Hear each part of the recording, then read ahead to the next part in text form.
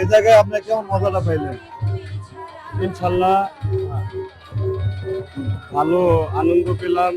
আপনাদের এই গ্রামের মানুষ অনেক আনন্দিত এবং তরিকাপন্থী অনেক মানুষ দেখলাম।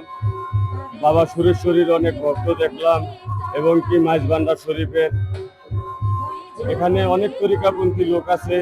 সকলের ভিতরেই দেখলাম আজিজি মিন্নতি, সকলের ভালোবাসা আমার ভালো লেগেছে, এটাই আমি বলতে চাই। না ভাই, দেখলাম কি আমাদেরকে মাঝে অনেক কিন্তু একটা বিনোদন দিতে, একটা মজা দিতে, দেখলাম কি পুরা মাঠ সে কিন্তু লুয়ে নিয়েছিল। আমি কিন্তু সেই জিনিসটা আমি কিন্তু ভিডিও করে রাখছি গাইস, আপনাকে সেই ভিডিওটা আমি আপনাকে দেখাবো। তো ভাই আপনার আসলে আমি আরেকটা প্রশ্ন, তো আপনার গ্রামের বাড়ি কোথায় ভাই? আমার গ্রামের বাড়ি চাঁদপুর চরবরবি থানা। চরবরবিতে আমার দাদার বাড়ি। আমার বংশ হচ্ছে বকাউল বংশ। আমার দাদা আব্দুল রশিদ বকাউল, আমার বাবা হুমায়ুন কবির, আমি দোলবাদক আওলাদ হোসেন। আমি বংশ পদবি নিয়ে আমার নাম হচ্ছে আওলাদ বকাউল। আমি সেই ছোটকাল হতেই ঢোল বাজাই। আমার ওস্তাদ হচ্ছে দুলি ওস্তাদ মোস্তফা, সেই পাগল বাচ্চু মায়ারানী ওনাদের সাথে বাজাইতো, ওনার কাছ থেকেই আমার শিক্ষা।